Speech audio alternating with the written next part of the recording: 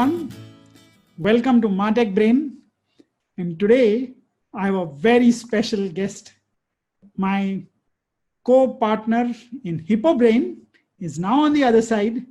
We are going to talk to Jemith Doshi. Welcome to the show, Jemith. Well, thank you. Thanks, Rajesh. Thanks for having me over. So Jemith and I have known each other for many, many years. We've become friends while we used to earlier talk professionally. I think this has developed into a fascinating friendship and now an awesome collaboration around Hippo Brain. So Jemith, of course, you can look him up on LinkedIn, Kotak, Covered Fox, a lot of interesting things in his life. Aditya Birla Sun Life, and I have to say this carefully, head of marketing, digital, direct, and analytics. So after looking at that, you've got to ask Jemith, what don't you run at Aditya Birla? Okay, so today's topic with Jemith, we're going to take a deep dive on this Martech Brain, which is brought to you through Netcore, is going to be on how the marketer of tomorrow, the marketer of the future, has to really become the digital transformation agent. Because that's really what Jemith has done and is doing time and again. Over to you, Jemith. Yeah, Rajesh. I think it's interesting. I never did realize that there could be such a role, such as a digital transformation guy. I think I started my career 22 years back, and it was quite funny. We were the young kids, and internet had happened. Partly we got excited because you went and sold India World for some obscene amount of money, and all of us said, "Apan bhi kar sakta hai, we can do all of this," and we ended up. And it just was a curious journey since then. Right from the days of HTML and understanding what that nonsense was to, I think in 2005, if I'm not mistaken, I probably was the first guy in BFSI जिसने SEO किया है. So I read the book The Search by John Battelle, and I thought it was the seminal book, and I just understood one thing. The Gujubai in me understood that Google is ready to give you free leads. So let's go after it. And that's when I started my SEO and other things. And slowly, dekhte, I didn't understand. When I became a digital marketer, from a basic marketer, I remember sometimes I wonder all those experience, 22 years of experience, and we keep changing what we learn. Probably I'm getting paid for only last 3 years of experience. Sometimes I feel that. And all those 22 years are a waste of time. And it just, this white beard makes me look like people think that I think we should pay this guy a lot of money. But you've really time and again reinvented yourself. That's really, yes. I've seen you over the last 10 years, always on to something new and different. Yeah. Every conversation with you is a thriller in some ways. So when you're saying that the digital transformation, so what do you really mean? I mean, digital transformation typically is seen as an IT ka job, Yeah. So I'll tell you, what you're saying is absolutely right. And I never realized I would end up doing something like this. It's a little complicated. So we just ended up solving one problem after the other. And we realized that there is a skill set that we have while solving. And I say we, when I speak about the marketing community. We just ended up solving different problems. So first problem number one, leads chahiye. Problem, just simple. मेरे को leads चाहिए. Actually, before that, मेरे को website चाहिए. Then it became, I want leads. Then we solved, when the leads come, they have to go to the sales guy. So what we did, we solved an LMS problem. Then they said, but the guys are not, they're saying they are bad leads. So okay, we put a qualification guy in the middle. Then we solved the call center problem. Then afterwards, we solved the lead reach problem. So that's why we ended up understanding what the LMS was, etc., whatever it does. Then we said, "Acha, ye theek hai, but we want to know what is the better quality of leads and how do you solve it?" So then we ended up solving the analytical problem. So then we said the tools required for a sales guy is different. So what do we do? We ended up solving the tools and the kind of digital person that the sales guy needs to get solved. Then you want to solve what is he doing. Then you started solving productivity problems. Slowly, you suddenly realized that different facets of the business are connecting with you digitally, because more and more core systems started getting exposed. So then it has to be easy. It has to be well listening. You started solving UX problems. Then you started solving UI problems. Then HR comes to you, "Arey, what is this going on?" And you started saying, "1 second, there is an HR analytics part of it." And because you understand the UX bit, you understand the analytics bit, then you started understanding human behavior bit, you started solving those problems. I think dekhte dekhte, you ended up being the guy who understands the digital, the core tech, understanding anything. But actually, honestly, if you ask me to solve a pure digital, I can't code. You ask me to do analytics, I can't do analytics. And front end interface मेरे को वो भी नहीं आता है बराबर से. I can try and figure out what logically makes sense. So like many times my mom would ask me, what do you do? Do you sell? No, I don't really sell. Okay, do you design? No, I don't really design. Okay, do you do the analytics? No, I don't really do the analytics.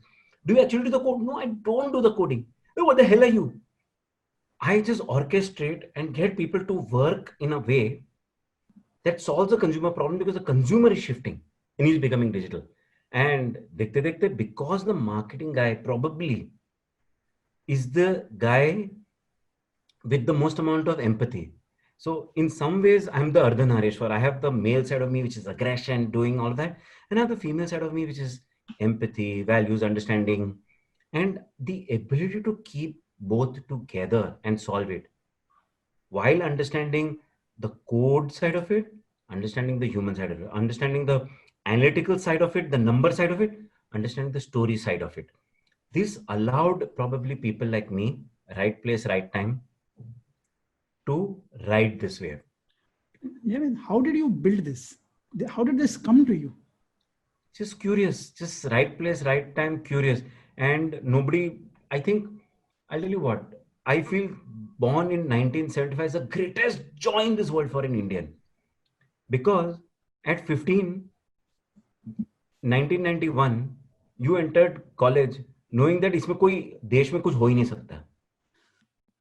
And 91, Manmohan Singh, my God, people like me should actually just look at Manmohan Singh and we should keep his photographs in our house.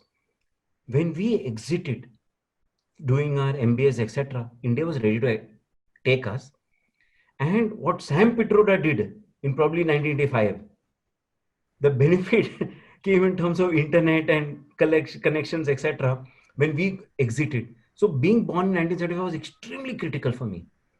And then what happened is the first digital wave happened, then the second digital wave happened, and all I had to do was be curious.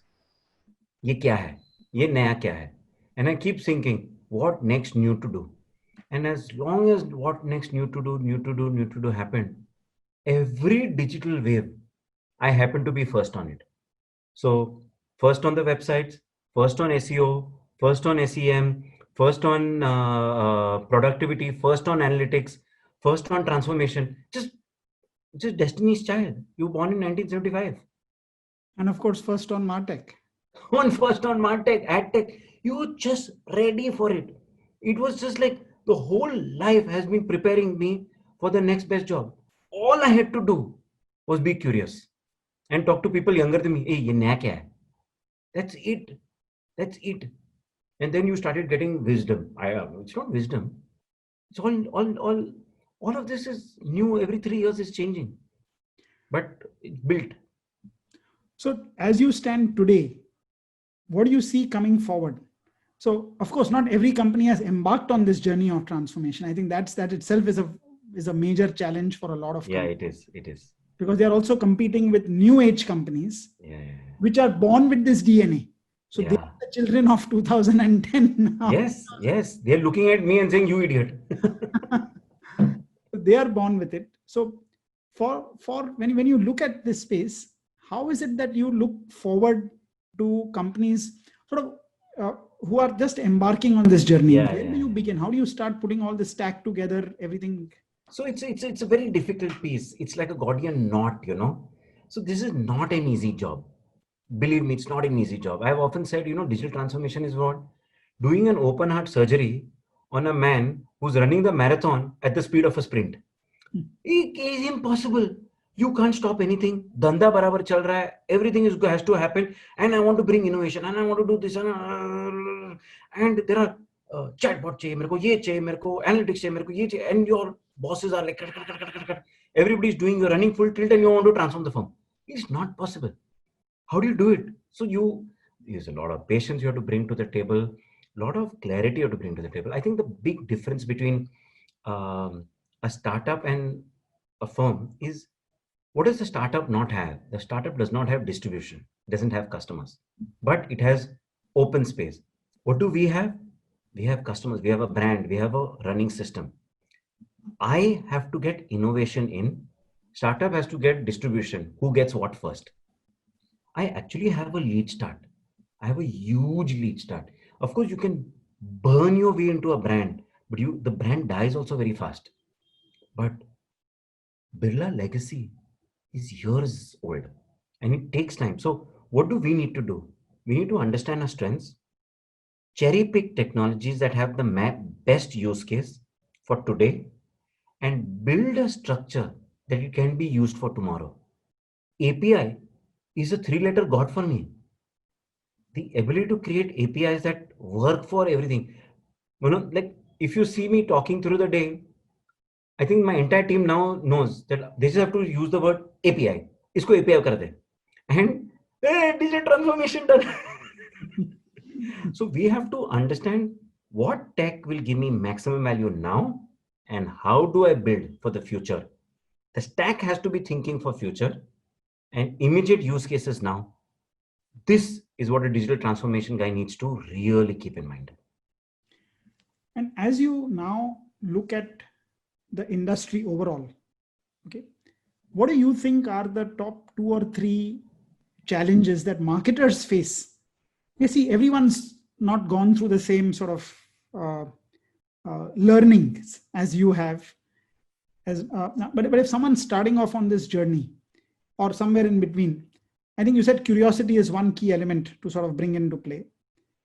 How important has been, how do you keep up with all the new technologies that are coming? There are so many new things coming. And So, how you get confused. I mean, there's so many 3-letter, 4-letter acronyms and so on. How do you keep up with that? honestly, you don't need to. Okay. It's a flip. You need to know of it. You need to learn about it. But use what fits your firm. Don't be swayed by new stuff, sexy stuff, all these new things that vendors want to throw everything at you. Hear them. Choose wisely. See the day, no, in 2005, the first 2000, the first guy with a website made money. 2005, the first guy who understood Google made money. 2010, the first guy who understood SEM made money. But these were biddable mediums, okay, in some ways. And I think as the curve of digital maturity happens, which I think we are on that, it is use cases and how you use them well. First, it was an open field. Now everybody, today to compete on SEO is impossible. To compete on SEM is impossible. In a biddable medium, it makes zero sense. If you actually look at on the biddable mediums on SEM, everybody is making loss. It makes zero sense in customer lifetime value to bid. Now core principles come into play. And if you look at all these new technologies, keeping your strategy where all each one is adding, you improve productivity at the end of it. You have to look at it as a productivity game. When you understood that it is a productivity game, then you're on that curve.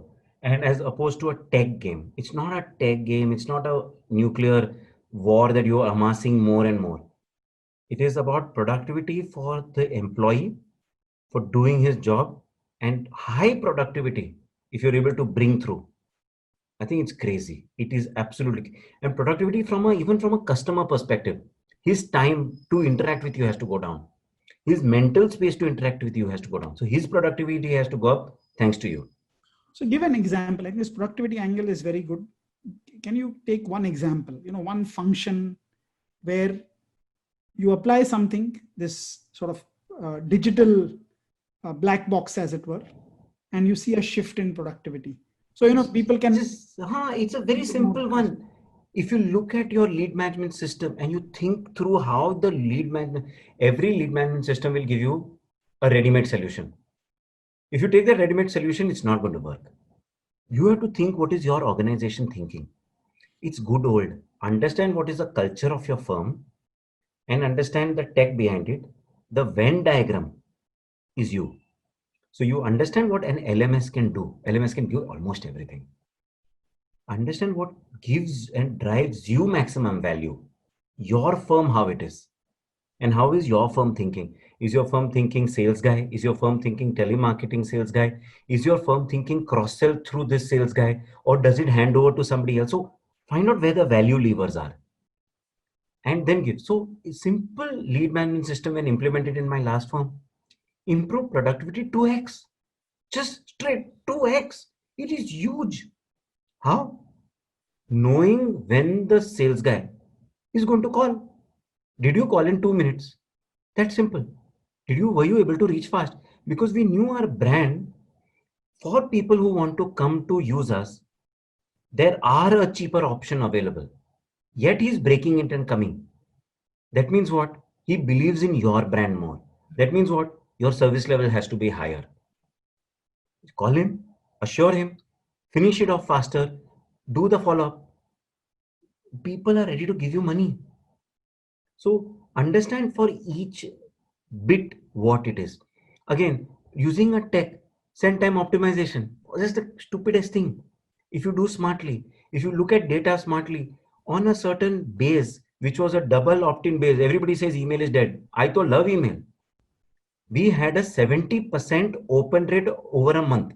If you look at each consumer over every day, you look at 30-40% open rate. But a cohort of consumers opening you over a month, that means he's engaged with you on a long form email.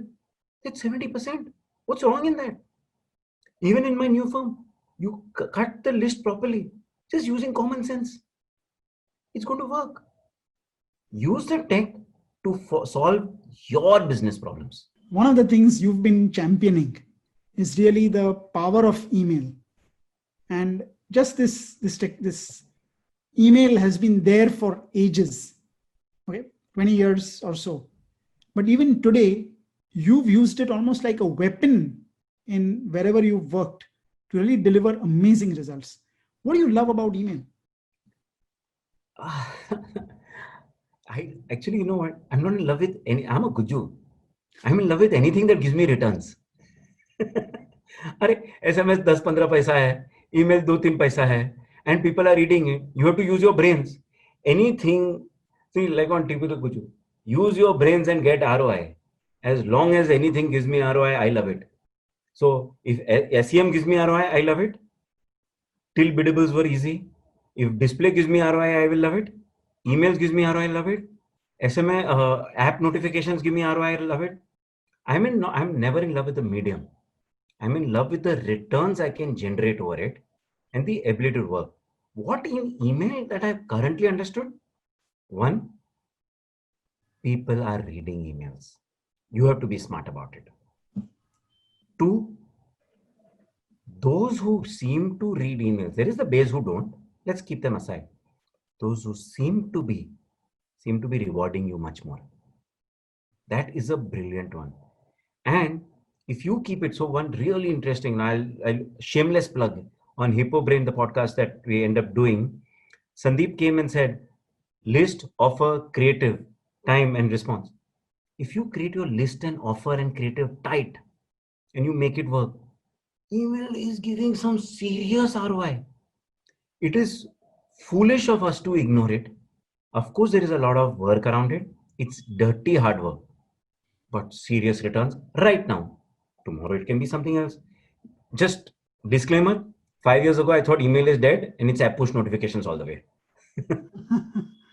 So I think it's fascinating how you're connecting various things. And by the way, the reference to the Hippo Brain episode that Jemit mentioned is Sandeep Mittal, Cartesian Consulting. Do look that up. LOCTR, it's a word, it's an acronym which I don't think you should forget for fan lovers, Lord of the Rings with a C in between. I think it's the way you're piecing together. So what you're basically saying is all these elements are all there. You look at your own business, see what are the business priorities which are there, the culture of the organization. Absolutely. Take one problem at a time. Okay. And that sort of begins your journey on the transformation process. So if you're looking at it purely as a marketing problem, you will just put up discrete solutions. But if you start thinking of it as transformation, Correct. Absolutely. And that is where you can really reap the benefits of technology, of the new technologies that are there. Yes. Totally. It's a Gordian knot. Pull it one. How do you solve a knot? Pull it one thread at a time. It's a knot. Over a period of time, people accumulate knots, tech debt. You have to pull it one at a time. You pulled 5, 6 on all, you cut it. The knot is never the same. What would, if today when you look back to the Jemith of 1999, what would be your advice? Don't worry. Be exactly what you are. India will take care of you. Great. And I think for CEOs, I think you've given a very good advice. Please hire people born in 1975. So, Jemith, and pay them very well. Of course. No, I think that is serious, because the kind of today, what you're saying is that today the most important really glue function in an organization. We all talk about customer centricity, etc., but the one person who's able to glue it together, bring all the tech together and deliver the value is the marketer, because that person really owns, in a way, the customer relationship. And that customer is changing. So therefore, you need to bring about all the changes in the functions. Absolutely. Great. And we come to the last bit, which I call the 5 1s. So one tech trend that excites you. Tech or trend, whatever you look at it that way. I don't know. It's probably working with technology old enough. Everything is exciting and nothing is exciting. You show me an interesting thing. If I find a use case, I get very excited. If I don't find a use case, I get very bored. Like simple UTM parameters, I just so love, because it helps me track people. But it all depends on the use case. I'm not enamored by any trend. So the functional stuff, जो चलता है, वही, हाँ. That's right. One tech really which has disappointed you through the years. Not through the years, but recently the amount of stuff on voice that has come up. I think the hype has moved ahead of use case. I would love the use case to work. I think it's far more complicated and we're improving, but I need that to work. Let's see how that pans out. Okay. One book recommendation for people? Difficult. You are asking me like, which is your favorite son? You have 100. Okay, what are you reading right now? What are you reading right now? What am I reading right now? Let me see. I like this one. It's so far good. I'm just about to finishing this one. Always Day One. Always Day One. Kantrowitz. Alex Kantrowitz. It's a nice one. Very simple one. You'll read it fast. He talks about Facebook culture, Sundar Pichai, Tim Cook, Satya Nadella, and Jeff Bezos. It's nice. You'll get all big tech fang wang ek saath, and you read this book and you spout it, 10% salary hike guaranteed. And I can't help thinking, always Day One has been your mantra for the last 20 years. That curiosity, yes. It's like day one in the world of tech. Great. Correct. One person podcast site that you would recommend to people? Yeah. This podcast has changed my life. It will change yours as well. Go on to HippoBrain. I'm shamelessly plugging. HippoBrain is easily the best. And the kind of people I've been able to meet and talk in these beautiful 1-hour conversations. I know this Martech Brain is a 20-30 minute conversation. Forget all this. Go on to HippoBrain. It's a 1-hour solid conversation with amazing people. And I have to see it twice, once while doing it and once to write the summary. Boss, it's already changed my life. I've already started using 3-4 things that I learned at the podcast. So I would recommend it highly. Great. And one belief that has guided you in life? Always keep learning. Always keep learning. And typically, if you want to learn, especially in tech, look younger. Don't look older. The older guy can give you wisdom. It's nice. It's good. Don't follow his advice. Listen to the wisdom. But the young guy, always younger to you, and always keep talking to people younger to you. It works. I teach in management colleges and other colleges, and it works. Talk to younger people. Thanks a lot, Jemith. Wonderful conversation. folks, that's one and last advice which Jemit gave. Don't stick to it. If there's one person you need to learn from, it is Jemit, no doubt about it. And I think I've learned a lot in regular conversations with him through the years. There's no conversation you will leave without ideas. Go look up his older videos. I think there's still a lot of stuff left to pick up from him. So far, I haven't said anything that has currently embarrassed me. So I think I'm a little smart. So great, folks. So that was this edition of Martech Brain. We'll be back soon with more. This is brought to you, of course, by Netcore, and you'll get it on YouTube or any of your podcast channels. We'll be back soon. Thank you very much, Jemit. Wonderful conversation. Thank you, Rajesh. Pleasure being here.